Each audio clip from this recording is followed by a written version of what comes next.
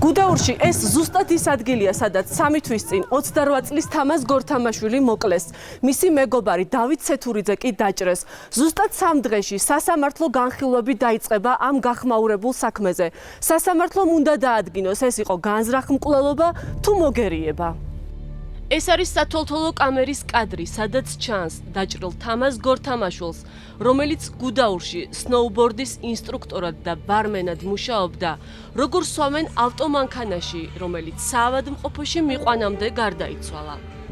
ამ კადრში კი უკვე ჩანს, როგორ გაჰყავთ დაჭრილი დავით ცეთურიძე მის მეგობრებს. ეს კი მანამდე რამდენიმე წუთით ადრე გადაღებული კადრებია, საიდანაც ჩანს 38 წლის თადარიგის მაიორი, ყოფილი სამხედრო მერაბ კობიაშვილი როგორ მიდის საკუთარ ავტომანქანასთან, იღებს იარაღს და მიემართება იმ მიმართულებით, სადაც მასზე თავდასხმაში მონაწილე ახალგაზრდები იმყოფებიან. კადრები გარდაცვლილი თამაზ გორთამაშვილის ოჯახის ადვოკატმა ლაშა ტყეშელაძემ მოგვაწოდა. სწორედ ეს კადრები არწმუნებს დაზარალებულის ოჯახის ადვოკატს, რომ საქმე განზრახ-მკვლელობასთან გვქონდა, რადგან მერაბ კობიაშვილს კონფლიქტში მონაწილე ახალგაზრდებისგან თავის არიდება შეეძლო, თუ კი სახლში სხვა მიმართულებით უფრო მოკლე გზით წავიდოდა ან ტერიტორიას ავტომანქანით დატოვებდა. მან იცოდა, რომ უსაფრთხო იყო სასტუმროს ტერიტორია, რადგან დაბრუნდა აღნიშნულ ტერიტორიაზე მანქანასთან, სადაც მას არავინ არ მისდევდა. მაგრამ ის ამის მიუხედავად სწორედ იმ ადგილისკენ გაემართება, სადაც მან იცის, რომ აღნიშნული ადამიანები არიან. ერთადერთი სწორი არგუმენტაცია ის არის, რომ მას განზრახვა ჰქონდა, რომ ეს ადამიანი მოეკლა. ჩნდება შეკითხვა, თუ განზრახული ჰქონდა მერაბ კობიაშვილს თამაზ გორთამაშვილის მკვლელობა, რატომ ესროლა იარაღი ფეხში, პროფესიონალ და გამოცდილ ყოფილ სამხედროს, რა თქმა უნდა, სასიკვდილო გასროლების საწყის ეტაპზევე შეეძლო განეხორციელებინა. ამაზე გარდაცვლილის ოჯახის ადვოკატი პასუხობს, რომ საერთოდ არ უნდა გაეხსნა ცეცხლი კობიაშვილს არც ფეხში, რადგან კადრებიდან ნათლად ჩანს, რომ გარდაცვლილი კობიაშვილს თავს არ ესხმოდა. როდესაც მოდის ბრალდებული, მას უახლოვდება ორი პიროვნება, რომელსაც არც ერთი მათგან საგანი არ უჭირავს ხელში. რასაც დაცვის მხარე აპელირებს, რომ მას შეიძლება იყო აუცილებელი მოგერიებაში, აქედანაც შეგვიძლია მივხვდეთ, რომ აუცილებელი მოგერიება უნდა იყოს მყისიერი და საფრთხის შემცველი ბატონი მერაბისთვის. მაგრამ ჩვენ თუ კადრებს კარგად დავაკვირდებით, თაზო გორთამაშვილს არავითარი საგანი არ უჭირავს ხელში. ასევე მასთან მყოფ მეგობარს. და არც რაიმე სიტყვიერ შეურაცხყოფას აყენებს, ან აჩქარებით გარბის ფიზიკური შეხლა-შემოხლა არ არის, არც სიტყვიერი შეხლა-შემოხლა არ არის, რადგან დამთავრებულია კონფლიქტი. გარდაცვლილის ოჯახის ადვოკატის განმარტებით განზრახ-მკვლელობას კიდევ ერთი გარემოება ადასტურებს. უკვე დაჭრილ თამაზ გორთამაშვილს მესამე ტყვიას მუცელში ესვრის კობიაშვილი, რომელიც სასიკვდილო აღმოჩნდა. როდესაც თაზო გორთამაშვილს აქვს ორი ტყვია მოხვედრილი, მერაბ კობიაშვილი მას სასტიკად უსწორდება, გაახოხიალებს სწორედ ამ ტერიტორიაზე, ამის შემდგომ აძლევს საშუალებას, რომ წამოდგეს. სწორედ ამის შემდეგ ხდება მესამე გასროლა. იგი იმყოფება მანქანაში და თქვენ ნახეთ უკვე 30 წამი გავიდა და მიმდინარეობს, რომ ამ ტერიტორიაზე არავინ არ ჩანს. ანუ საუბარია იმაზე, რომ მას თავს არავინ არ ესხმის, არავინ არ უახლოვდება, ის კი არა, ანუ ის პირები, სხვაც არავინ არ დადის ამ ტერიტორიაზე. შესაბამისად, არანაირი საფრთხე და არანაირად არ იყო ეს პიროვნება შეკავებული, რომ წასულიყო და დაეტოვებინა იქაურობა. პროკურატურა დარწმუნებულია, რომ საქმე განზრახ-მკვლელობასთან გვქონდა, რადგან კობიაშვილი იარაღით ხელში სწორედ იმ მიმართულებით მიდის, სადაც მისცემაში მონაწილეები იმყოფებიან. პროკურორის განმარტებით მკვლელობის ეპიზოდამდე ახალგაზრდებმა კობიაშვილი რამდენჯერმე სცემეს და მას შურისძიება ამოძრავებდა. დავით ყაზარაშვილის განცხადებით, ფეხში სროლის შემდეგ ორი ტყვია კობიაშვილმა გარდაცვლილს კიდევ ესროლა, რომელიც სასიკვდილო აღმოჩნდა. ასევე განზრახ-მკვლელობის მიზნით ესროლა დავით ცეთურიძესაც. სულ 5 ტყვია გაისროლა და მას რომ არ გაჭედილიყო იარაღში, შეიძლება გასროლა კიდევ ყოფილიყო. ამ ადამიანის განზრახვა, როდესაც უკვე იარაღს იღებს, სხვა ვერაფერზე არ შეიძლება რამეზე ვიფიქროთ, თუ არა იმაზე, რომ მას განზრახული ჰქონდა ამ პირების დახოცვა. შესაბამისად, როგორც კი მოდის ეს პიროვნება, კადრებშიც კი ჩანს ის მომენტი, რომ ბრალდებული როგორც კი ხედავს გარდაცვლილს და დაზარალებულ პირს და კიდევ ერთ სხვა პიროვნებას, მაშინვე იწყებს ჯიბიდან, თავისი მარჯვენა ჯიბიდან, სადაც მას იარაღი ჰქონდა, იმ ჯიბიდან იარაღის ამოღებას. ანუ რამ ცდელობა ჰქონდა მას რამდენჯერმე, თუმცა როგორც კი ამოიღო, მაშინვე უმიზნებს ამ იარაღს გარდაცვლილს და ესვრის. როგორც კი გარდაცვლილი უახლოვდება, კიდევ ახორციელებს ორ გასროლას. პროკურორის განმარტებით მკვლელობას წინ უძღოდა 6 ახალგაზრდის მიერ კობიაშვილის ცემა. ცემის მუხლით მათ პროკურატურამ ბრალი წაუყენა და სასამართლომ 2000 ლარიანი გირაოც შეუფარდა. დავით ყაზარაშვილის განმარტებით პირველად კობიაშვილმა 19 წლის ახალგაზრდას ცემა. ნაცემის მეგობრები ცდილობდნენ კობიაშვილის შემთხვევის ადგილიდან გარიდებას, რათა ახალი კონფლიქტი არ მომხდარიყო. კადრებში ჩანს, როგორ აცილებენ მას კუთვნილი ავტომანქანის მიმართულებით. თუმცა კობიაშვილი კვლავ ბრუნდება იმ მიმართულებით, სადაც იმყოფება 19 წლის ახალგაზრდა.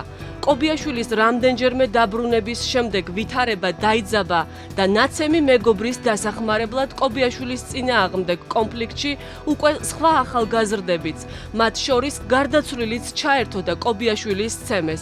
ეს არის სასტუმრო სუიცის ქვედა მხარე, ავტოფარეხის მხარეს, სადაც ბრალდებულს მ-კ-ს ყავდა გაჩერებული თავისი ავტომობილი. T ამ ჩააცილა იგი ბოლომდე, გარკვეული პერიოდი მათ ერთად დაყვეს იმ ტერიტორიაზე და ისე რომ ბრალდებული მ-კ დარჩა ქვემოთ ავტოფარეხზე თავის ავტომობილის მახლობლად, T ამოდის ზემოთ, დარწმუნდა იმაში, რომ იგი დატოვა ქვემოთ. თუმცა მალევე, როდესაც T ამოვიდა ზემოთ, ზედა მხარეს, მ-კ ამოდის და მოყვება T-ს, ისევ ხვდება იქ T-ს, გარდაცვლილმა T-გ უთხრა მ-კ-ს, ბრალდებულ მ-კ-ს, რომ წასულიყო იგი და იყო მთვრალი, იმ დღეს ვერაფერზე ვერ დაილაპარაკებდნენ და როდესაც გამოიფხიზლებდა, მომდევნო დღეს ყველაფერზე დაილაპარაკებდნენ. ანუ T-გ იცოდა ის ფაქტი, რომ მისი მეგობარი მ-უ ნაცემი იყო იმ მომენტში უკვე.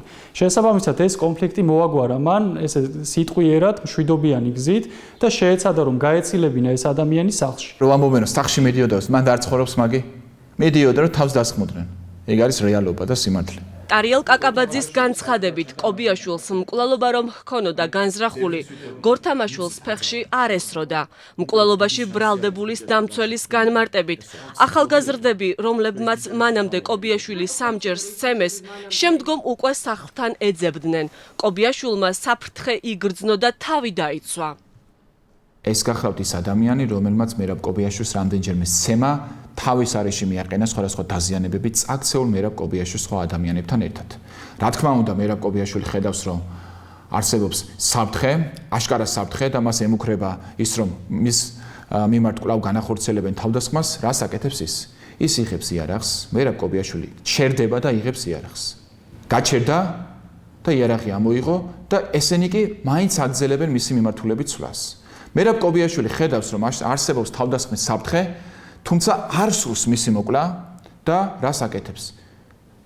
ფეხის თითთან უმიზნებს. აი დაუკვირდეთ მიმართულებას, ფეხის თითთან უმიზნებს. თავდასხმელები კვლავ აგრძელებენ თავდასხმას. აი ხედავთ, დაეტაკება პირდაპირ, დაახტება, დაეტაკება იარაღზე და მიდის იარაღზე ჯაჯგური. ამ დროს უკვე როდესაც დაუწყებენ იარაღზე ჯაჯგურს მერაბ კობიაშვილს, ხდება მერაბ კობიაშვილის დაჭრა. მერაბ კობიაშვილი დაიჭრება ხელში. და იარაღზე ჯაჯგურის დროს ასევე ხდება გასროლა, შემთხვევითი გასროლა და რა დროსაც დაიჭრება მეორე პიროვნება. ეს გახლავთ კიდევ ერთი ვიდეო კამერის ჩანაწერი, უკვე სხვა რაკურსით, საიდანაც ნათლად ჩანს, რომ მერაბ კობიაშვილი გაჩერდა, თავდასხმელები კი მისი მიმართულებით მიდიან. მერაბ კობიაშვილი იღებს იარაღს, თუმცა თავდასხმელი მაინც არ ჩერდება, მაინც აგრძელებს მისი მიმართულებით წასვლას. მერაბ კობიაშვილი ფეხისკენ ახორციელებს გასვლას ფეხის თითთან. თავდასხმელი კი მას მაინც ესხმის თავს, ეჯაჯგურება იარაღზე. აქვე ჩნდება შეკითხვა, რატომ გაუხსნა ცეცხლი კობიაშვილმა გორთამაშვილს, თუნდაც ფეხის მიმართულებით იმ დროს, როდესაც კადრებიდან არ ჩანს გორთამაშვილის მხრიდან თავდასხმა და ძალადობა. ამაზე ბრალდებულის ადვოკატის პასუხია, რომ სამჯერ ცემის შემდეგ თავდამსხმელები კობიაშვილის სახლის მიმართულებით სწორედ საცემად მიდიოდნენ. ჩნდება შეკითხვა, რატომ მიდიოდა შეიარაღებული კობიაშვილი ახალგაზრდების მიმართულებით, როცა სახლში წასვლა უფრო მოკლე გზით შეეძლო, სადაც კონფლიქტში მონაწილეები არ იმყოფებოდნენ. მერაბ კობიაშვილი ნათლაჩას ვიდეო კამერის ჩანაწერში მიდის იმ მიმართულებით, სადაც ის უნდა დარჩენილიყო და ღამე უნდა გაეთენებინა. ჩვენ აღნიშნულის დასამტკიცებლად წარმოდგენილი გვაქვს უტყუარი მტკიცებულებები, მათ შორის იმ მოწმის ჩვენება, რომელიც ამბობს, რომ მერაბ კობიაშვილი ჩემთან რჩებოდაო და იმ ღამესაც ჩემთან უნდა დარჩენილიყო. მოწმე ასევე ამბობს, რომ იმისათვის, რათა მერაბ კობიაშვილი ჩემთან მოსულიყო, სწორედ ის გზა უნდა გაევლო. ეს ცნობილი კადრებია, როგორ ესხმიან თავს ნასვამი ახალგაზრდები, ასევე ნასვამ მერაბ კობიაშვილს. თუმცა რა უძღოდა წინ კობიაშვილის წინააღმდეგ 6 ახალგაზრდის აგრესიას, შესაბამისი კადრები არ გავრცელებულა. ამას 3 თვის შემდეგ გარდაცვლილის ოჯახის ადვოკატი ავრცელებს. ყველაფერი ამ დისკო კლუბიდან დაიწყო, სადაც 16 თებერვალს ინციდენტი მოხდა. ინციდენტის შემდეგ მერაბ კობიაშვილმა 19 წლის მიხეილ უნდილაშვილი ამ მიმართულებით გაიყვანა. მერაბ კობიაშვილმა და 19 წლის მიხეილ უნდილაშვილმა გზა გადაჭრეს ამ სასტუმროს გავლით და გავიდნენ ამ მიმართულებით. ეს არის სწორედ ის ადგილი, სადაც პროკურატურის მტკიცებით კობიაშვილმა უნდილაშვილი მოიყვანა და სცემა. ეს არის კადრები, საიდანაც ჩანს კობიაშვილის მიერ ნაცემ 19 წლის ახალგაზრდას, როგორ წმენდა თოვლით სისხლს მისი მეგობარი. პროკურატურამ კობიაშვილს განზრახ მკვლელობის და ორი პირის განზრახ მკვლელობის მცდელობის შემდეგ ამ ეპიზოდზეც მესამე ბრალი წაუყენა ცემის მუხლით. ეს არის თაზოს ოთახი და ჩვენთვის ძალიან რთულია ყოველდღე ამ ოთახში შემოსვლა. ცარიელი ოთახის ნახვა.